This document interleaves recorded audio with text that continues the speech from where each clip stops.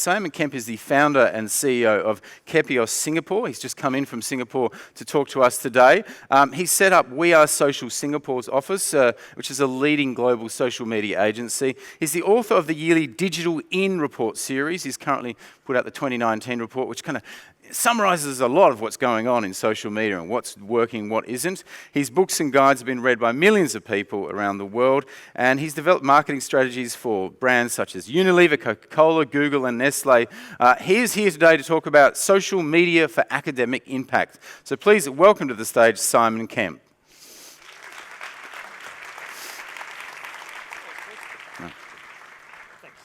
Morning, folks. Very good to be here with you all. What an amazing turnout for a Monday morning. It's very kind of you all to show up bright and breezy. We've got a load of amazing content for you today, so it's a little bit stressful for me to go first and hopefully set up some of the great content that you're going to be seeing throughout the rest of today. Just a little bit of context before I get into the slides that I'm going to share with you. I thought you might like to be able to stalk me and send me that cyberbullying stuff just to practice and get into the social media way. You'll find me all across the internet as Eskimon. Would be very pleased if you feel that you want to send me your questions, if you want to dig deeper into the content, not just today, but all the way through to the future as well. You'll find me, as I said, as Eskimon. I'm Simon Kemp. I run a company called Kepios. We're a marketing advisory, so our whole reason for being is to help companies, individuals, organizations to make sense of what digital is in today's world, how people use it, and how you can use all of these amazing different things to add value to your audiences, to your business, and hopefully to your own career as well. As Craig mentioned, I've worked with lots and lots of different brands. Don't worry, I'm not going to try and sell you any of this. This is just to give you a bit of context to the fact that we work with organizations in all sorts of different kinds of industries, different sectors. We work a lot with governments, with NGOs as well, so it's not just a corporate kind of thing. But as I said, I'm not here to sell you anything whatsoever. What I'm going to do is dive straight into a whole bunch of content that will hopefully help you make sense of what social media means for you and how you can tap into it to really create value both for yourself, for the university, and for the audiences that you care about as well.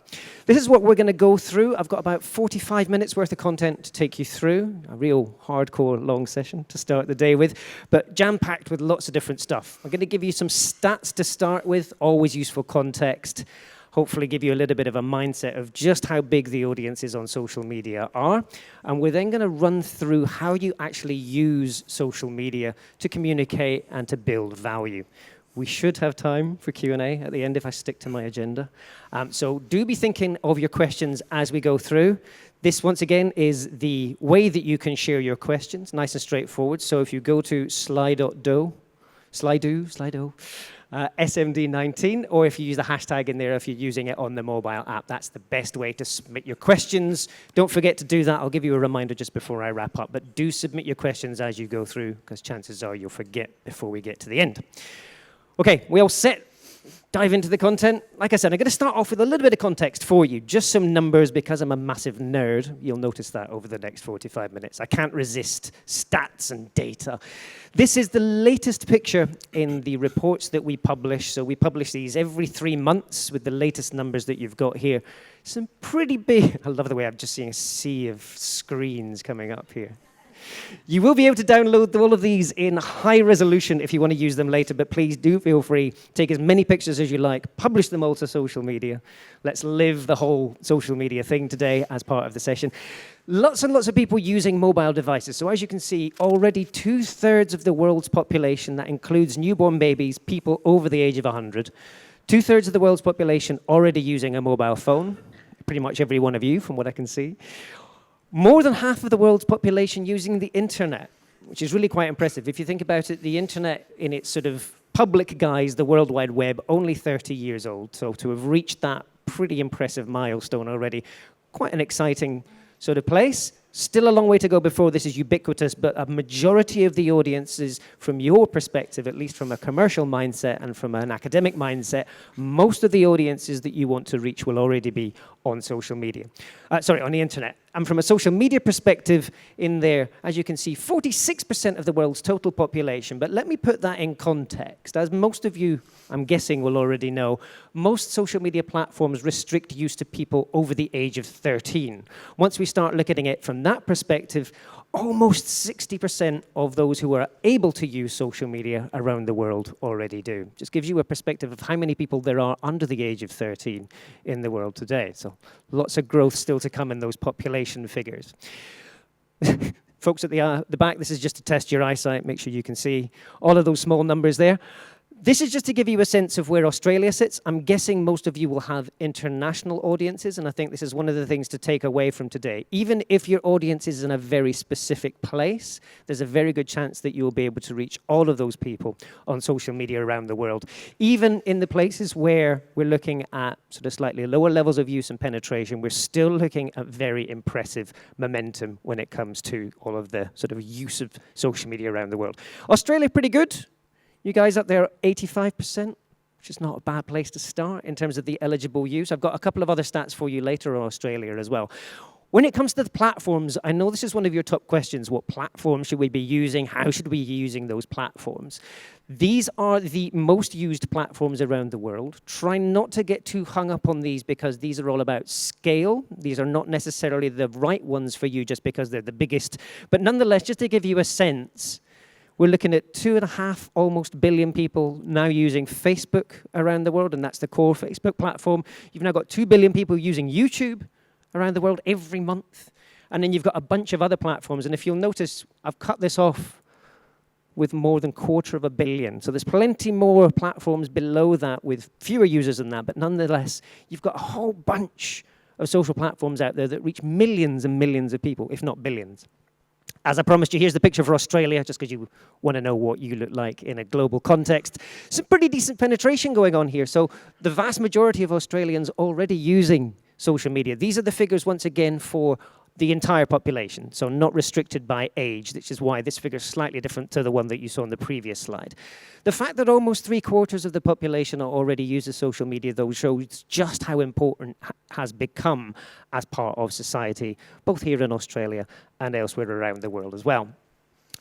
But despite those kinds of findings, from what I've heard, I had a little bit of a briefing from Jack and team on what's going on in the social media world for academics, and this is something that we've known for a while as part of our work as well. A lot of you guys remain skeptical about particularly the value of social media in your world, whether it's for the reasons that Craig and Fiona said in the intro, or whether it's a very personal feeling that you've got about whether social media distracts you from the work that you're supposed to be doing. And I thought this was really interesting. So I did quite a lot of research, because, you know, if I'm going to be speaking in front of academics, I want to make sure I've done my research as well. So you'll see a bunch of these quotes through the presentation this morning. But this idea that people are slightly nervous about understanding where the value from social media fits into helping you build both your work and, in particular, your career. How exactly was the challenge in this fantastically long stream of what seemed almost like abuse, which was great because there was lots of people talking about cyberbullying, but then immediately going on to say how social media was a waste of people's time and the people doing it were all a bit disingenuous, which I thought was slightly ironic. The good news is, how exactly does that work? I'm going to take you through that, the rest of the presentation. What I want you to remember as we go through absolutely everything that we're talking about, not just in my session, but everybody else's session this morning, this is not an obligation. If you really feel at the end of the day that social media isn't for you, that's absolutely fine. It's a little bit like speaking at a conference. It's not going to be for everybody, whether it's because you're scared of putting your voice out there, whether because you just really don't feel the value.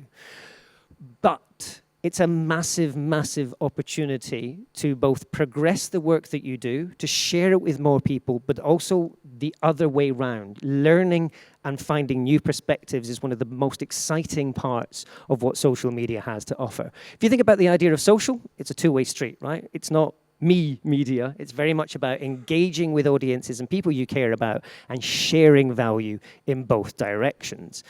And I think it's this bit at the bottom here, the idea that you can get a competitive edge by making sense of how to use social media in a sophisticated and strategic way.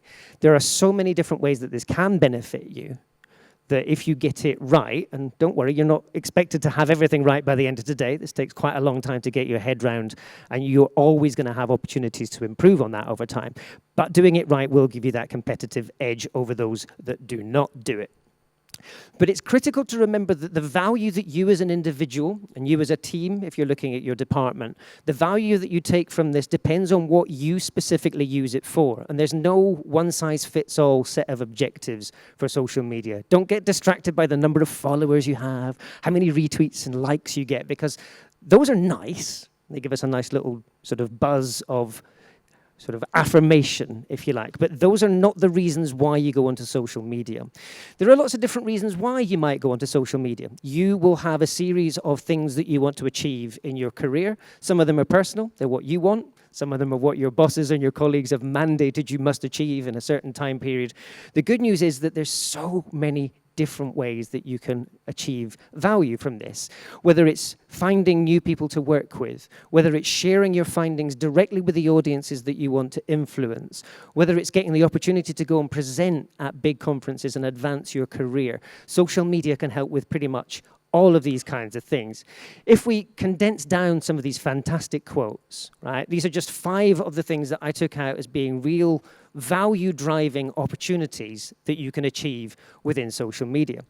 So the most obvious of those, communication and networking. I mean, all of you that have come here today, I'm guessing you see each other on a relatively regular basis throughout the university, but when we have the coffee breaks, when we have the drinks later on, you have that networking opportunity to share ideas and to build momentum. Social media is a great way of doing that on your terms. You can invest as much or as little time as you like, and you can do it when you have a moment to do it. This is not like you must come and do it at 9 o'clock on a Monday morning.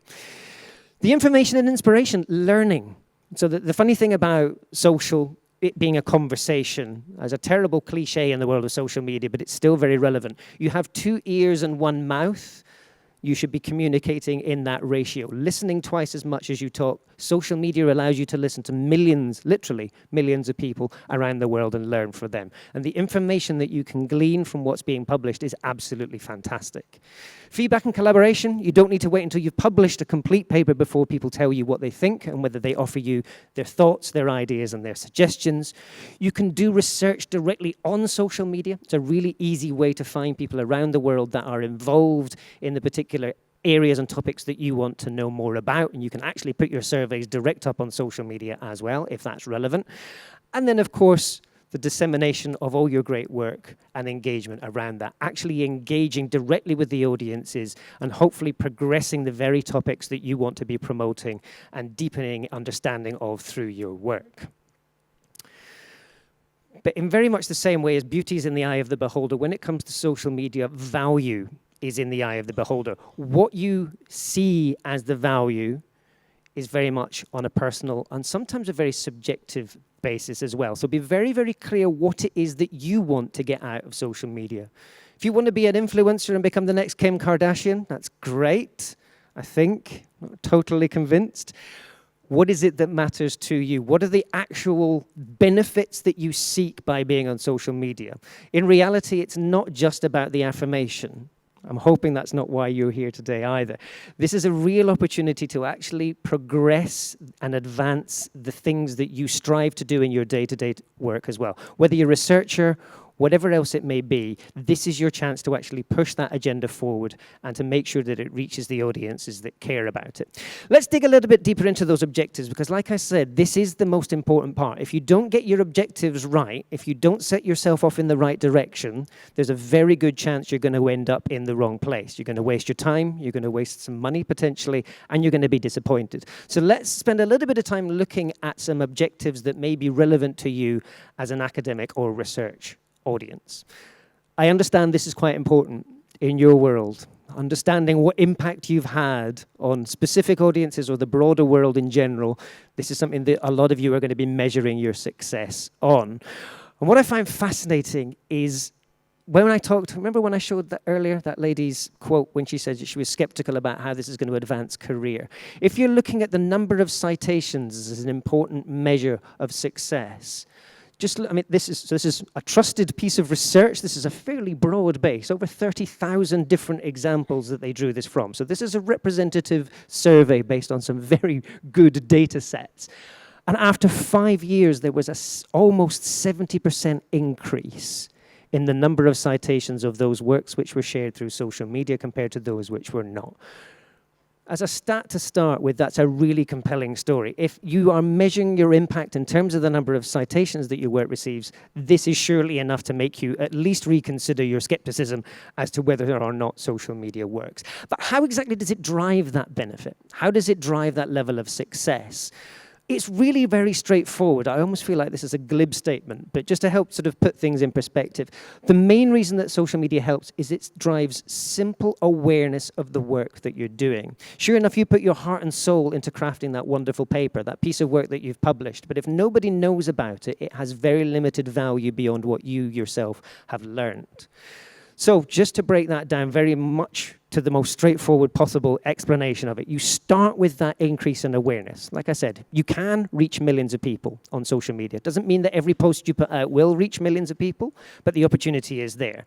Everything that you share has a greater chance of driving the awareness, which increases the number of people that consume that content, and ideally, if your content does the job that you intended it to do, i.e. if it's interesting, relevant, and valuable, there is a much greater chance that the more people know about it, the more likely they are to cite it. I appreciate that that's a little bit teaching you to suck eggs, but nonetheless, this is the reason why it's valuable, okay?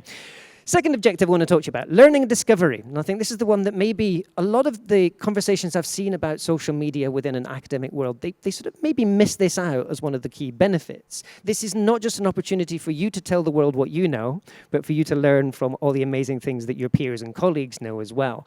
The stuff that you can find, and I discovered this having done a lot of research for this piece. I got very involved in the work of an ecologist in Canada who studies bears.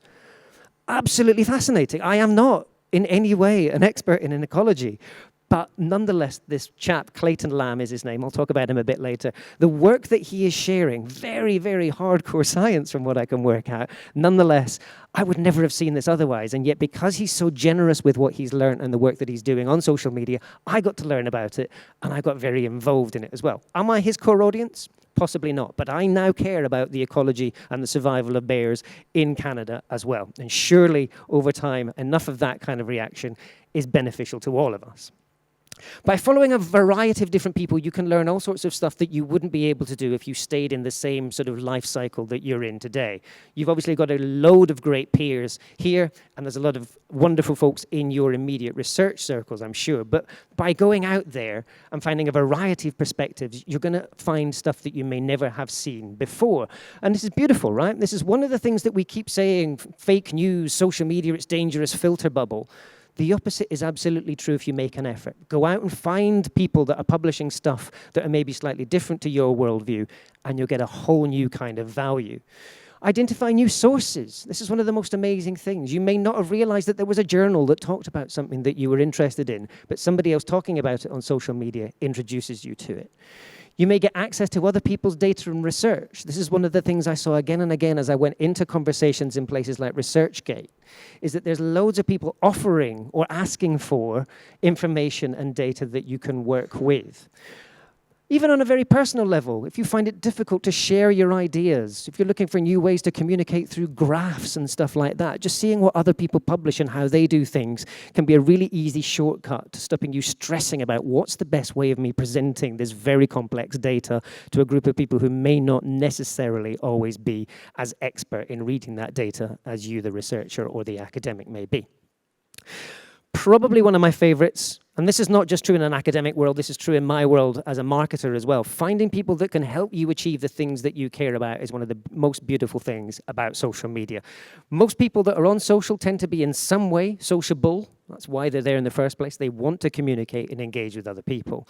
And I think this idea that you've got communities of people that are involved in very, very specific areas of interest.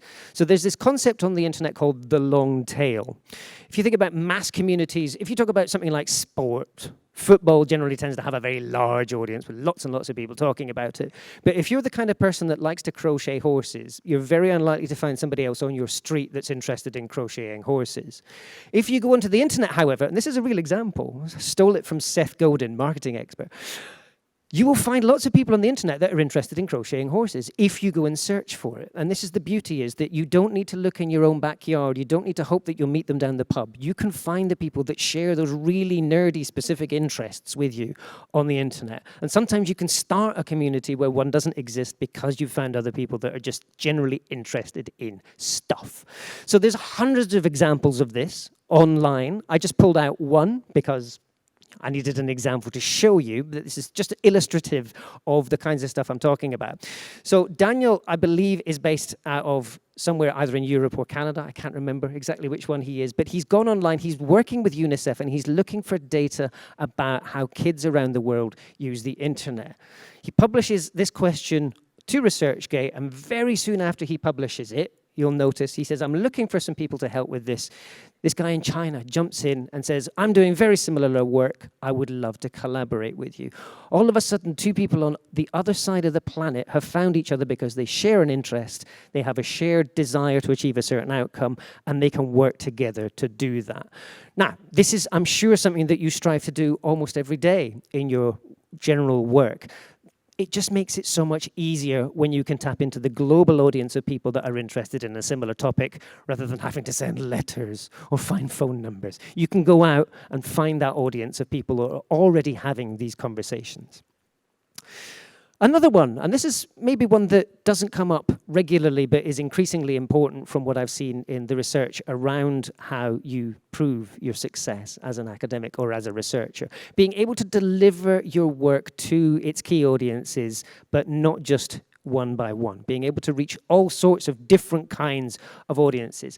This important idea of having a broader impact across the public, policymakers, you name it, not just getting it out to your academic peers, but being able to reach all sorts of different kinds of audiences as well. This is the way that I've been using social media for the longest time, is identifying who can help me. It's a very selfish mindset, but nonetheless, this is how it works, right? Who can help me achieve the things that I care about most? Who are going to be instrumental in actually helping me to progress towards the objectives that I'm looking at? Your peers, an obvious one, but not just your peers locally. Your folks around the world that share those interests, that are interested in achieving the same goals, they're an obvious place to start. But you can go direct to policymakers as well. I've got a case study on this in just a minute that I'll show you where that was exactly what happened. The ability to actually reach the people that normally you would never be able to get a meeting with, but because they're active on social media as well, you can send them your work, they can see your work organically, and you can have conversations with these people directly about the things that you care about. The media, whether it's journalists or whatever else, this is a really obvious opportunity and one that doesn't necessarily always get taken full advantage of. This is the bit that, from my perspective, has been the greatest benefit in building my businesses through social media, is engaging journalists that care about the same topics as you and being able to share things with them. It makes their life so much easier because they can see stuff straight away. You don't need to battle through their inbox with all those other folks sending them press releases. They can scan through their social media feeds, see that you've sent them something that's interesting straight away, and already that conversation has begun. But perhaps the most exciting opportunity is that ability to reach a public audience directly. And I'm guessing there's going to be quite a few of you in the room that are skeptical that social media will allow you to reach the kinds of audiences that care about the topics that you talk about. And I'm going to surprise you. Again, I warned you I was a nerd, so I've got some more data for you.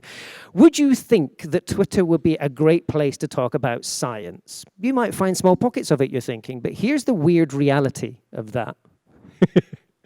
I was nervous. That was just to build up the Game of Thrones kind of cliffhanger there. This is based, so the total advertising audience base on Twitter at the time I produced this chart was 210 million people. These are people that you can reach with advertising, but from your perspective, you can reach them organically as well. These are just the numbers we have access to. You will notice more than half of Twitter's general population, the folks that use Twitter every month, more than half of them are interested in science news. Sure enough, when you get down to specific things like geology, you're looking at only 3 million, but 3 million is a really decent-sized audience. You say to a geologist that they're going to be able to reach 3 million people with their work, I'm sure most of them would be kind of more excited about the opportunity to actually get involved in Twitter and to be sharing that kind of activity. Now, it obviously varies quite a lot. The weather, maybe it's because we just want to know what the weather is, but people are generally interested. If you've seen these things like cloud spotting, that's grown as a trend on the internet, people are interested in the science behind it. We're increasingly craving depth of knowledge as well as breadth of inspiration as the average person on the street. And social media allows us to dip into that as and when we feel like it to a depth that we're comfortable with. My friend Clayton Lamb and his bears. Now, I confess, I looked at a lot of these, was like, ooh, that's a really nice chart. I have no idea what it means. It's a really beautiful sort of series of plots and stuff. But then I was curious. I was like, what does it show? I want to know what Clayton is telling me about bears in British Columbia, in Canada. And I actually started to learn some of the important bits and pieces that he was talking about. Now, am I ever going to be part of his research community? Probably not, unless I tell him that I spotted a bear when I'm on holiday in Canada. But nonetheless, he has now engaged me with this topic, and compared to other topics that other scientists are talking about, he has a much greater chance of persuading the public that his is worthy of their time and their support than those who don't share stuff on social media. Very simple and straightforward opportunity. Is he got a massive audience? Not really. But nonetheless, it's there for those people that care, and he actually gets some pretty decent engagement on a lot of the stuff that he does because it makes it accessible. And then the last one before I tell you a little bit about, so how do you do all of this? The last thing that I want to talk to you about from an objectives perspective is, even if you don't really see that this is going to drive your career forward massively, we as, well, I'm not going to claim any part of your amazing academic success. You as the researchers, as the people who are sharing with the world the information that the world needs, you do have some element of civic responsibility to make sure that the world is better informed, whether it's about the dangers of climate change, whether it's about the very specific behavior of those bears in British Columbia. We've got a duty to help the world to understand what's really going on. More than half of the world now relies on social media as a source of news. That terrifies me slightly when we talk about this subject, and obviously this varies by country, but nonetheless, when we talk about subjects like this, when we have our politicians that are misreading and feeding us not necessarily the world's most accurate information, it is up to us as experts, it is up to us as the general public to make sure that the truth is out there and has a voice. And I think this is one thing that I want you to really take away when you sit down at your desks later and think, is this really for me? Remember, in a world where there is an increasing danger of fake news, it's only those people that can share the truth that have the chance to combat it. And that is your opportunity here. Not to avoid it because it feels like a place of an echo chamber, but to actively contribute meaningful value to that conversation. Okay, a little bit of my high horse, so let me get back down and say, okay, so how do we do all of this kind of stuff? I'm going to start with a case study, and then I'm going to give you some active tips on what you can do with it as well. And I'm not going to use Clayton and his bears in my case study, because I'll talk about him later. Instead, I'm going to start with a lady who has a slightly difficult name to pronounce, Marianne Hatsopoulou, I believe it's pronounced. Marianne is, again, for some bizarre reason, she's Canadian. I didn't specifically choose Canadians for any particular reason. It's just that they seem to be pretty active in sharing their stuff on social media. Marianne is a pollution researcher, and she particularly studies the impact of small particulates on the respiratory system in humans, and she does a lot of work on what the dangers of traffic are on things like cyclists. Again, not necessarily an area that I would spend a lot of my time day-to-day looking at, but because Marianne is so active in sharing her stuff on social media, it's one of those areas that I now feel a little bit better informed about, and also I feel that I can talk to you a little bit about her work as well. Now, this is the tweet that Marianne put out a couple of years ago. Very, very straightforward. At this time, she had fewer than 100 followers on Twitter. Now, obviously not going to be classed as a Kardashian-style influencer anytime soon at that point. But nonetheless, She was looking for people to take part in her survey. She wanted cyclists to tell her about their experiences of cycling along the main streets of Toronto. Could you take part in my survey? A challenge I'm guessing most of you face on a regular basis, getting a representative sample of people to help with your research.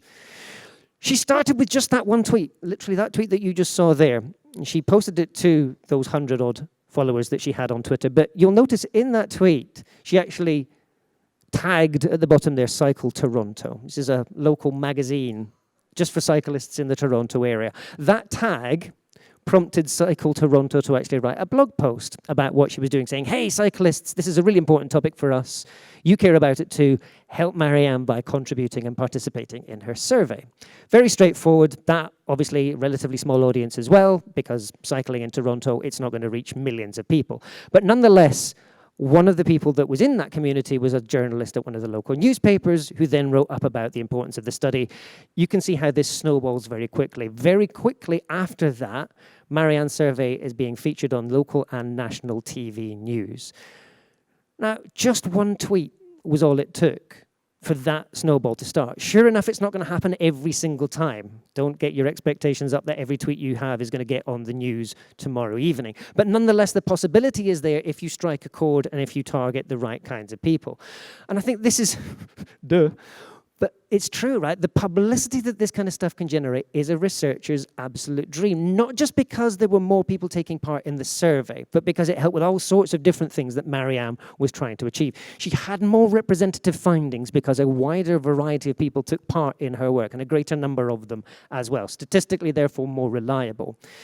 She got greater direct engagement with her work. People were interested, they wanted to know more, they wanted to know why she was doing this, they wanted to know how they could support as well. But critically, this got in front of politicians. As part of that news coverage, they were actively interviewing the people that she was trying to influence and shape the behaviors and thought processes of, directly because of the fact that that social tweet had gained that popularity. So even before she's even finished her activities, she's got the stakeholders she's trying to influence involved in that activity.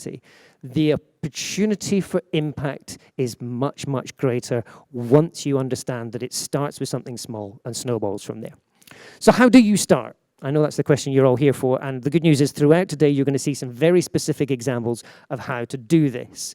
I want to caveat before any of that though, and it's all great stuff, but the one thing that I think is most frustrating for me as somebody who works in social media every day is the number of people that come to me expecting a miracle diet pill. Give me one thing I should do every day that will make me famous and successful. It's not quite how it works, obviously. I know you know that as well. There is no magic formula to success in social media, but there are some very, very basic and simple principles that you can adhere to every day that will help you succeed. And I'm going to start with a terrible marketing cliche, but a lot of this is about marketing. I know that will make a lot of you cringe, but marketing is simply the opportunity to influence other people, and that's most of what you're trying to do. This is what marketing, especially advertising, is all about, getting the right kinds of message to the right people in the right places and at the right time. And the beauty is that social media does this in ways that almost no other channel, no other platform can do. First question you want to start with, and this is the most important, not which platform am I on, not what does my content look like, not should I post at 3 o'clock on a Wednesday afternoon, but who? Always, always, always start with the people. It's social media. It's all about conversations. Who do you want to have a conversation with? Who must you engage and influence in order to achieve the outcome that you're trying to achieve?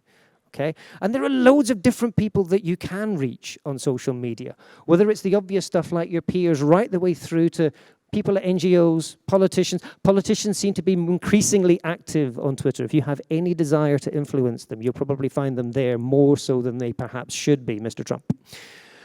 Activists, influencers, you name it, the chances are there will be people in the audience that you want to engage that you will be able to find on social media, whether it's Twitter, whether it's something more specific like ResearchGate or academia.edu.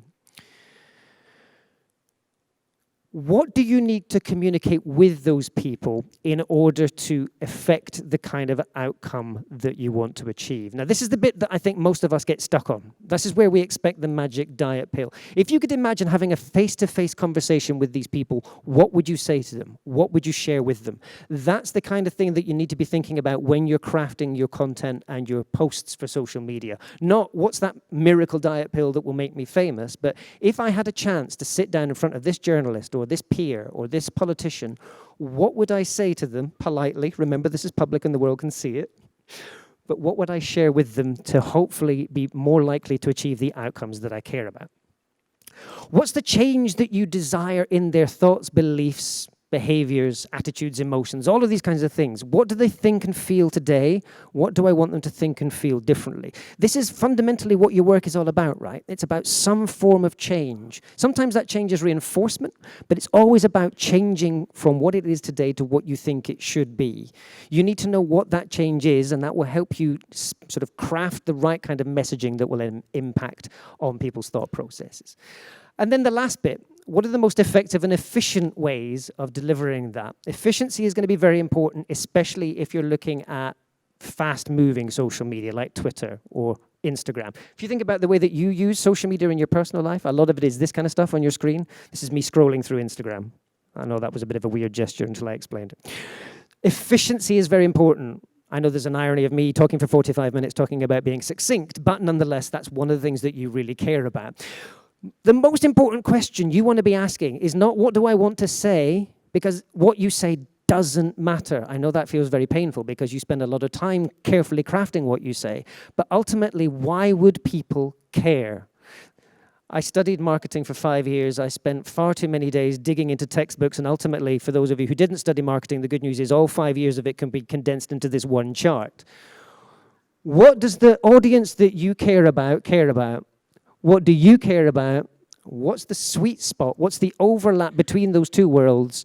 That's where success lies. That's all you need to be able to start delivering success. There's obviously a lot of magic that then goes into what that little red bit in the middle looks like, but nonetheless, as long as you've got both sides of that, a balanced approach, you're much more likely to succeed. Where and when in people's lives will your message be most relevant and valuable? This is critical. Don't just post anyhow. Think about where in people's lives this is going to be most important to them and when they would care.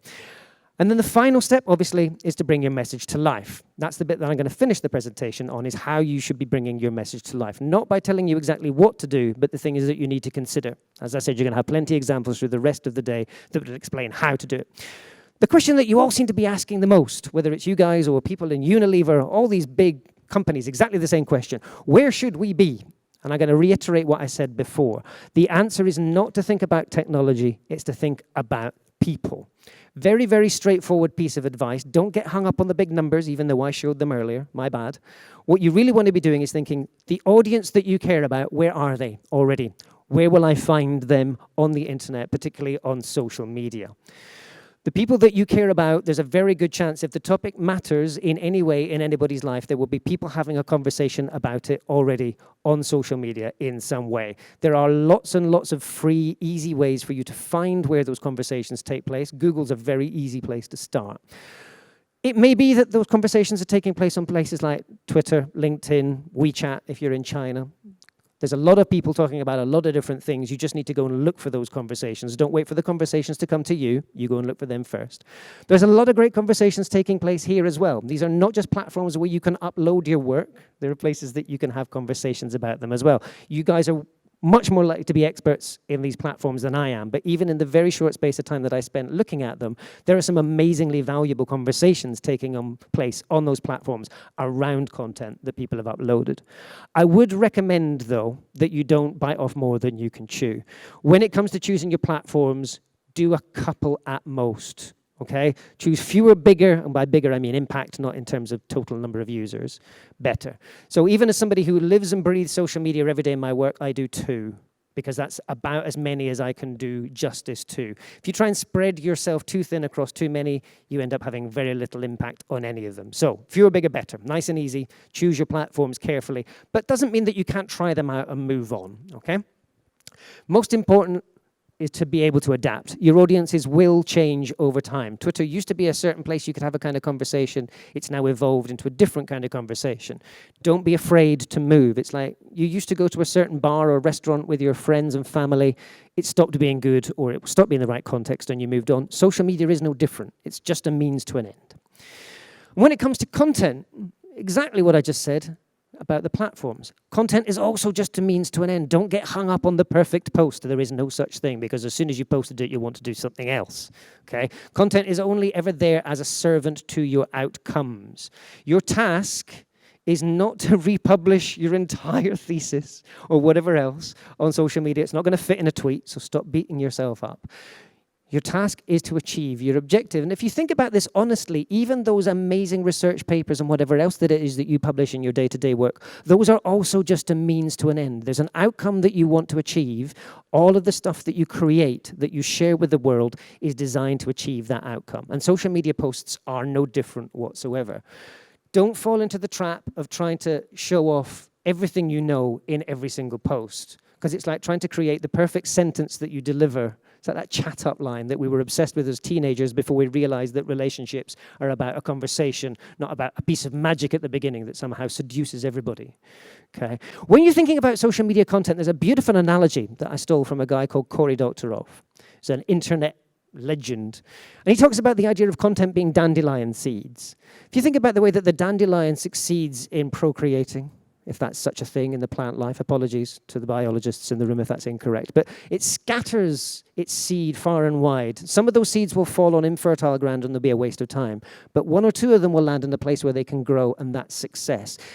Take this approach to social media. You've got your deep research papers. You've got your conference presentations to go deep dive into the stuff that really matters. Social media is an opportunity to spread those ideas further and wider with new people. So don't worry if a few of them fail miserably. You can delete them. Nobody will notice because they didn't notice in the first place. The ones that succeed will go on to be a success. It's nice and straightforward. Everything that you post to social media should just be one sentence in an ongoing conversation. The task is never done, right? The work is never finished. The conversation should evolve over time, and that's what you're looking to try and achieve. So think, when you're trying to work out what content should I be sharing, what's a great conversation starter? If you meet somebody at coffee and they're in a very different field to you, and they say, what are you working on? You don't want to bore them with the incredible details of what you're doing if they're not in the same field as you. Think about that from a social media perspective as well. What's the conversation starter that would spark their interest and engage them in what you're doing? And don't forget that there's lots of different formats that you can use. I saw from the survey that the guys did when they were asking you, well, what you wanted to learn today, that you were obsessed with short form video. As an awful lot of people in the world of the business sort of side of things are obsessed with short form video as well. Admittedly, it's great, but there are so many different ways you can share your knowledge, your ideas, and have conversations with people. Whether it's the straightforward text update right the way through to videos, what you're looking for is a variety of different ways of doing things. If I talk to you in a monotone voice for the rest, right, you know exactly what I'm talking about here. If you do the same thing again and again, even if it's great, it gets repetitive after a while. Variety is one of the most important ways that you keep people engaged, and also it allows you to reach different kinds of audience in different ways, because different people respond to different things. So what should you be sharing? A couple of ideas on content, okay? First of all, most of you are experts in your field, pretty much all of you, right? There are lots of people who are nowhere near as knowledgeable, even in your own field, as you are. Explaining the fundamentals, much as it probably feels a bit of a frustration to you, is one of the surest ways to get more people involved and for you to increase the chances of impact. I still find, after having done digital media for the last 15 years, that explaining the 101 aspects of digital media is the stuff that gets me the most traction, which is bizarre because these people are already on social media to find that content in the first place. This is one of my favorites. This is probably what I do most of because I enjoy it. I like challenging the status quo. I like interrogating received wisdom, okay? Challenging the accepted worldview, whether it's through research, which is probably the ideal way of doing it, or by having conversations. This is one of the most important things you can do. But not just sharing your specific opinion. Inspiring debate around it is one of the surest ways that you can learn as well. So what do other people think about this? This is the surest way to make new friends and influence people, is getting involved in some form of conversation. And then sort of the greatest hits piece is also one of my favorites. Not every single person in your audience is going to see every single thing that you publish. You'll know this. Your parents publish something to Facebook and they say, you didn't see my post? And you're like, yeah, I don't follow every single thing you publish. It's the same is true. You may have 1 million followers on social media, but it's very unlikely that every one of them is going to see what you've published. So keep going round and round some of those greatest hits. Every time I publish that chart that I showed earlier with the number of people using the different social media platforms, every time I publish it, one of my most successful posts. Frustrates me. It's not what my work's all about, but nonetheless, people find it valuable. Right, let's bring it all together. I'm going to give you a little bit of an example of what I do, and then hopefully that will give you inspiration for some questions as to how you then translate that into work that you do. So as I mentioned, my company, Kepios, we're a marketing advisory. I'm not here to try and sell you this. I'm just giving you context of what we do so you can understand that journey of achieving the desired outcomes. Our outcomes are very, very straightforward. The long-term outcome is that we want to help people and organizations to improve their digital activities. That's all we really exist to do. In the short term, we need to make sure that we survive, so we need to get paid in some way. So we're looking for people to buy some of the stuff that we sell. There's 3 things that we sell. These are the products that I'm trying to push. So in your world, this would be the research paper, this would be whatever else it may be. Whether you get paid for it or not directly, these are the things that you're trying to promote to the world. The reports, you saw a couple of the data points that I put up on the screen earlier. Those are part of 5,000 charts that we publish every year. Presentations, regularly giving presentations to various different kinds of audiences. Some of those are paid. That's some of the way we make money. And then we brief, whether it's investment banks, right the way through to NGOs like UNICEF, helping them to understand what they should be doing. Those are the 3 things that we do. But I'm going to focus in on the reports bit, because this is the easiest way that we drive engagement with people on social media. So these are the reports that we publish. They're all available completely for free. So if for any reason, as part of your academic work, you need details of how people are using digital media around the world, you'll get all of these. Come and grab me at the break. We use a variety of different kinds of content. Some of these we use very heavily. Some of them we use once a year, just because we kind of feel that we need a little bit of an extra push. The website, the most obvious. It's not social media. I appreciate that. But the website's the easiest place to start.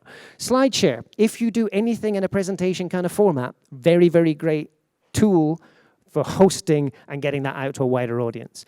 And then a variety of different social media platforms as well.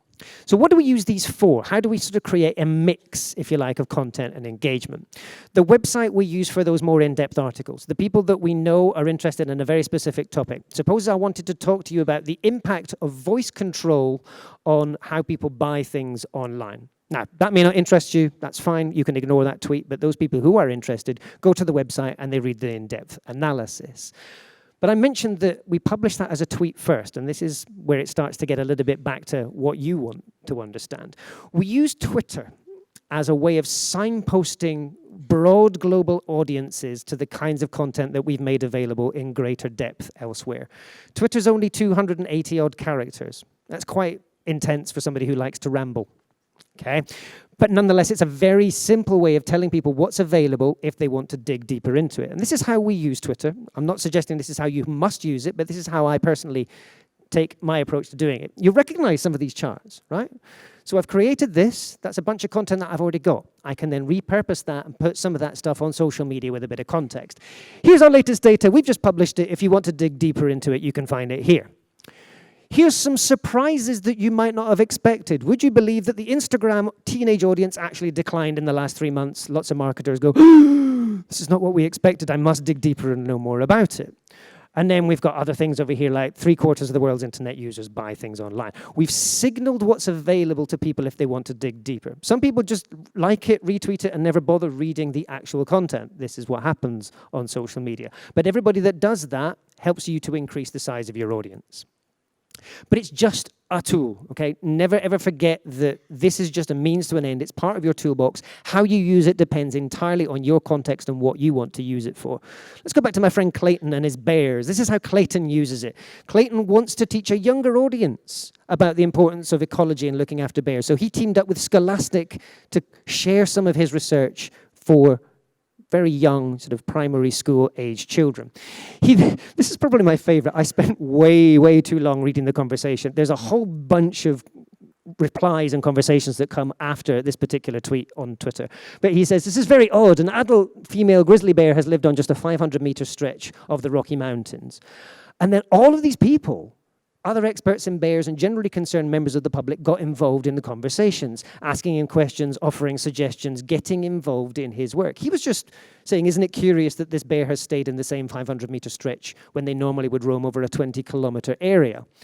Right, all of a sudden you're engaging your audiences in things that matter. And that was probably a relatively throwaway tweet from Clayton's perspective. But then the last one, I think this will probably resonate with a few of you. He's trying to work out which chapters from his next thesis he should not publish and which ones he should publish. Folks in my community, do you think I should publish all of them or which ones should I take out? And it's amazing. There's lots and lots of people, as you can see from the responses there, lots of people coming in and telling him which ones that they would publish. So when you're in a dilemma, the knowledge and the wisdom of the crowd can help. LinkedIn may not be relevant for you, but increasingly a great place to meet like-minded professionals around the world, people that are able to help you on the slightly more professional side of your sort of activities. This is where we share slightly deeper analysis. Like I said, Twitter only 280 characters. LinkedIn allows you 1,300 characters. Woo! Massive bonus. Huge amount more detail. But we use this to trigger conversations. So you'll notice the content in terms of the graphics and whatever else, very, very similar. We just take people a little bit deeper into some of the written text around that. And I'll usually use it to provoke a question and say, what do you need to be able to do your job better as a professional? This is all about digital media. I appreciate that's not for what all of you guys need, but nonetheless, this is the place where you can find other people who are actively interested in progressing their careers in a similar topic as well. And then another really important thing, and I think a lot of people miss this opportunity, is identifying where other people have talked about and shared the content as well. So we discovered that the World Economic Forum loved to reuse our data. That was a massive ego boost. But not just from a personal perspective. This helps to build the credibility of our work and sell it to more kinds of people. So understanding when this happens is really important.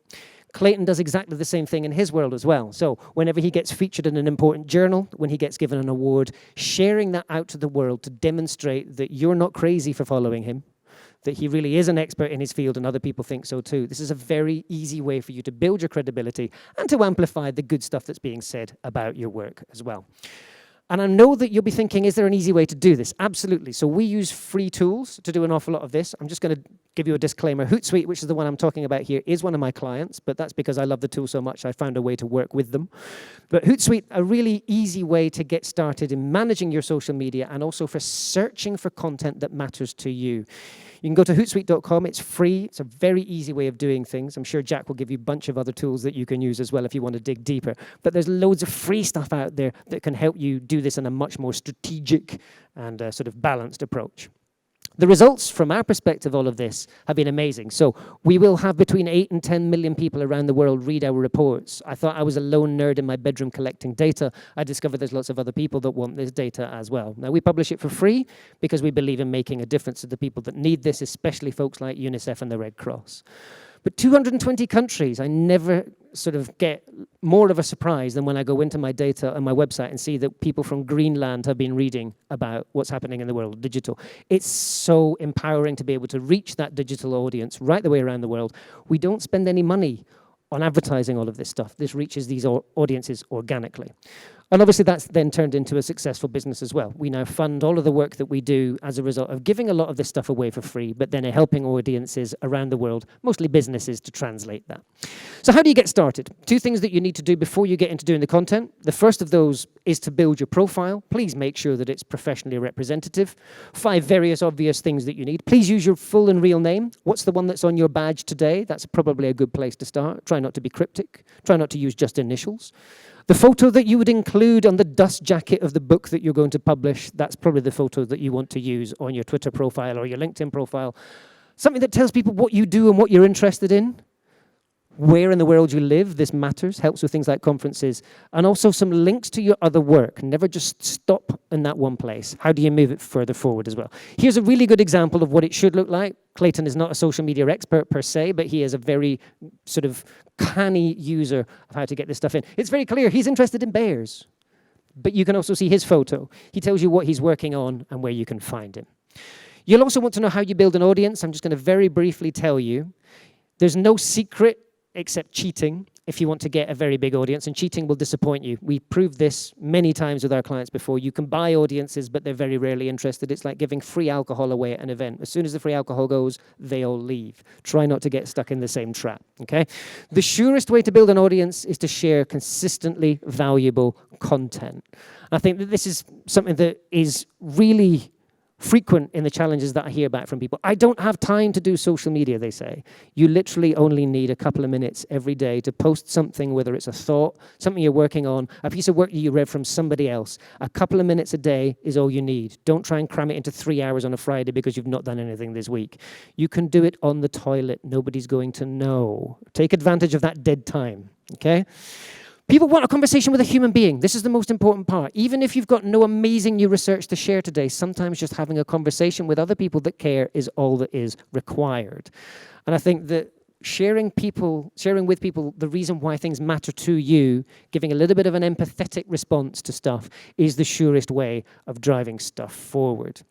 And I think what was most interesting, some of the research that I was reading proved that where researchers shared a photo of themselves with their work, they were seen as warmer and more trustworthy, but definitely no less competent. Ironically, this was actually a study as to whether or not selfies made scientists seem less credible. The fact that somebody did that research already amazes me.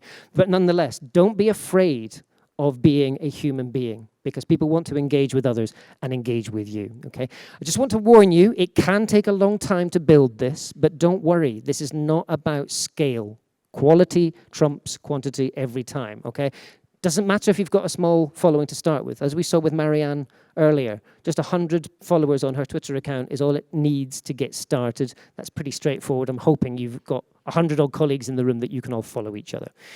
If you do ever need to amplify your success, you can actually use what we call boosted posts. I'm guessing Jack and the team will be talking a little bit about that later. You can put a little bit of money behind something if you absolutely need it to reach a wider audience today. And the last thing, before we go into the Q&A, just a thing on evaluating your success. Please don't look at the number of likes and the number of clicks and whatever else if that doesn't matter to your ultimate outcome. Those are what we call vanity metrics, okay?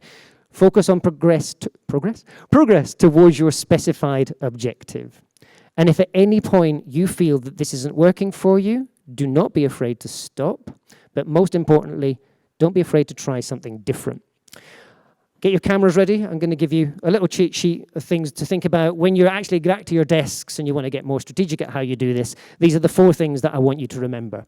Always, always focus on your outcome. What is it that you want to achieve? What does success look like for you? Who are the people that you want to engage and influence and change the thoughts, beliefs, and behaviors of? How can you contribute value to them? Remember the Venn diagram? What's the red bit in the middle? What's the value add for both of you? And what do you want people to do next? Once they've seen that tweet, do you want them to go through to your website? Do you want them to send you their answers to a survey? Know what you want to happen next and make sure that you make it as easy as possible for them to do that.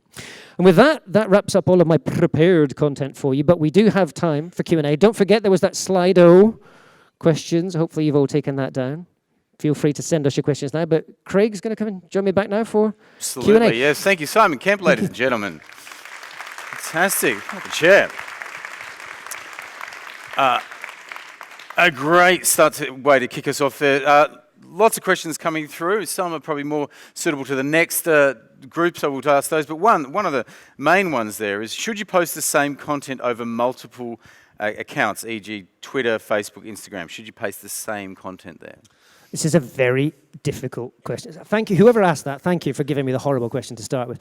I'm guilty of this, and I think it varies on whether or not you've got exactly the same audience on multiple channels. The chances are that you don't, but there will be an increasing amount of overlap. What I would suggest is, if you remember when I showed you what I post on Twitter versus what I post on LinkedIn, the chart is the same, but the conversation around it is different.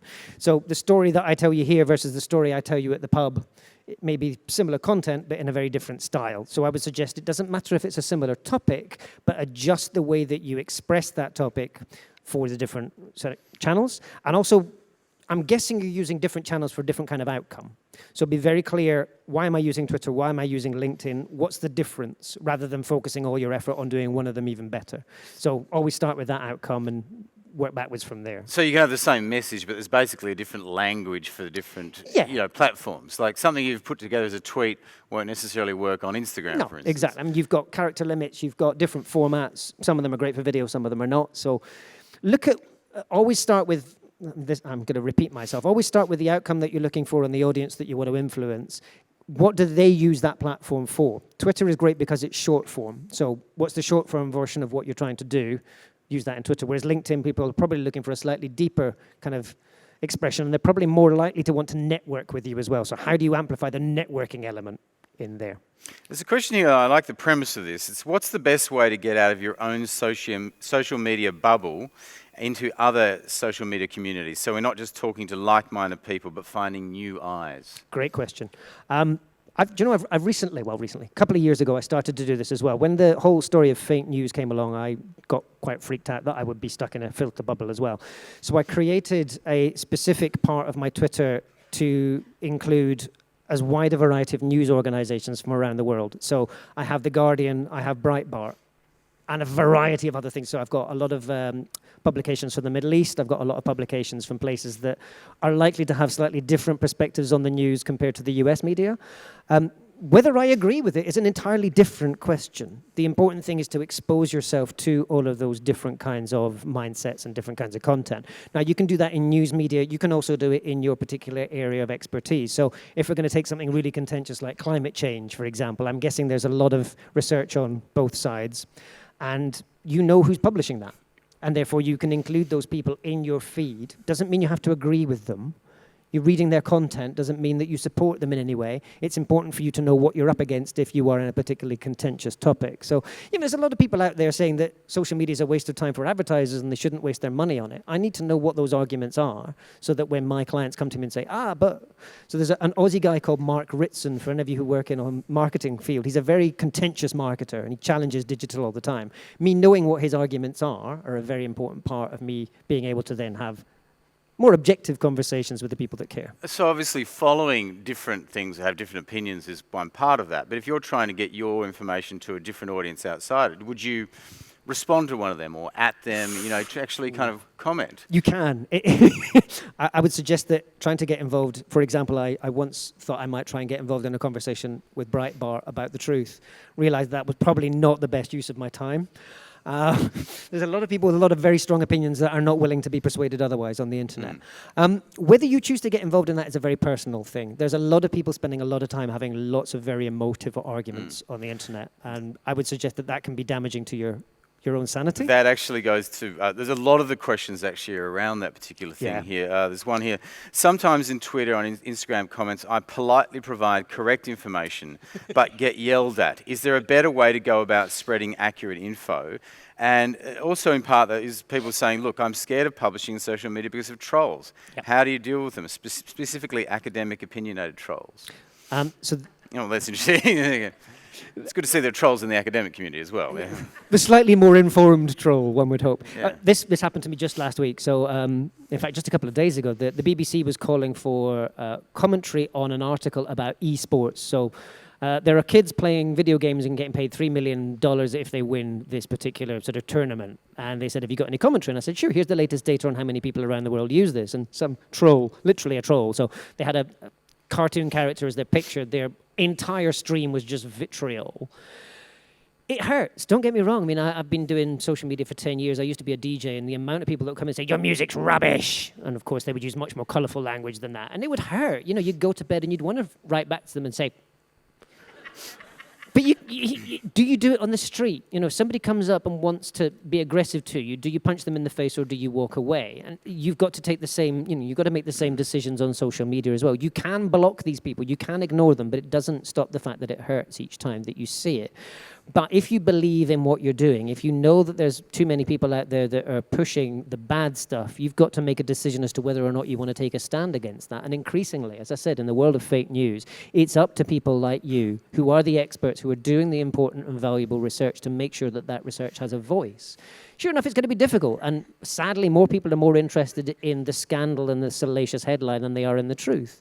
I would suggest that having a having a look at how you can distill your work down into headlines that will attract attention but will also not misrepresent the truth is a very valuable skill. I hate dumbing my stuff down because I'm a nerd, like I said. I want to take people deeper. But I've realized that sometimes you do need to publish things that are not necessarily of an academic rigor that one might hope for, in the interests of bringing the broader public into that conversation. Never lie, never misrepresent, but that doesn't mean that you can't find a different tone of voice to share the stuff with. But to come back to your question about the trolls, they're always going to be there. There's nothing you can do about it. Just never feed them. Never respond if you can avoid it. I would suggest that trolls are only looking for attention. They feed off your replies. If they're clearly a troll, don't correct them, don't respond, because they just want an argument with you. And that's the thing, is there's kind of two different types of troll in a sense. I guess there's just somebody who's trolling is basically pushing your buttons and trying to get you to respond, and obviously ignoring those as people is the best. There's obviously people who may be perceived as a troll, as academic, but have a different, a different opinion to you. And I think, would you suggest always responding calmly to those things? Because I think in a sense, what a troll is looking for is for you to respond aggressively, and then they win. If you respond calmly, it may not change the mind of the troll, but it may impress others in the nature of your response, let's say. It's really important. Turn it off, go away, have a cup of tea, come back 10 minutes later. If it still makes you angry, never respond in anger. I've done it, I've regretted it. Yeah, unfortunately, I've still not Never drunk tweet, people. Oh, yeah, this is 1, 2, too many. Genuinely, this is a rule we used to have at We Are Social. 1 drink is fine, 2 is the limit, more than 2 is too many, no emailing, no social mediaing in a professional context after that. Absolutely do not do it, you will regret it. Just quickly on, it's interesting that you said that you do feel hurt by trolls, or you do actually have a natural response to that. And I think there's quite a few questions that touch on that. What can we do to put together a plan to keep our staff safe on social media? Research reports high rates of depression and bullying. How do people deal with that? Is there a way that you can deal with that as an institution, as an institution that's trying to encourage people to engage with this, but it's obviously therefore subjecting them to more of that challenge? Yeah, you've got to have the right structures in place. This is going to be a very subjective thing. Different people respond differently to this. You might have noticed I'm a very strong character, but I still get emotionally frustrated and upset by this. I only get amused by trolls. I love them. They're just, you're setting yourself up for trouble here. I'm going to find you. Yeah, exactly. But I think knowing that this is going to happen in advance doesn't prepare you for it, but at least when it happens, you've developed some kind of mindset around it and you can deal with it. Like I said, turn it off is the easiest way to start. But I just want to go back to what you're saying. There's the difference between the troll who's there for attention and there's a troll who has a very different opinion to you. I often find that asking them to tell me more about their opinions is the easiest way to diffuse the situation. So they may have a completely different opinion to you, the flat earthists. I just want to understand a little bit more about why they've decided that the Earth is flat. And a lot of the time, you can actually end up getting them to be a champion of yours if you just show that you are willing to have a respectful conversation and debate with them. We need respectful debate, right? None of these topics are black and white. And a lot of the stuff that we research, we've come up with findings, but there's different even ways of reading that research. So I think that, like you said, don't feed the trolls unless it's you having fun after your couple of drinks. But in your academic trolling situation, involve those people in conversation. Sometimes, God forbid, we may actually learn from people that have a very different opinion. And the number of times when I've got a very strong opinion that I suddenly realize is mistaken, because of the conversations I have on social media, that's hugely valuable because it's quite cathartic to go through that process of discovery with other people. And you, through the process, actually quite often make friends that you would never have made otherwise. There you go, you make friends as well as change their minds. And I'm just going to summarise that last bit that Simon said there, because he said that nothing's black and white, and he said that directly after talking about the Earth being flat or not. So it's good to see he's still open about that. If there's any scientists here to convince the circular around spherical, we can talk to Simon afterwards and convince him. Let's have a drink at the end of the day and discuss. Yeah, exactly. All right, we're gonna move on now. Once again, please thank Simon Kemp.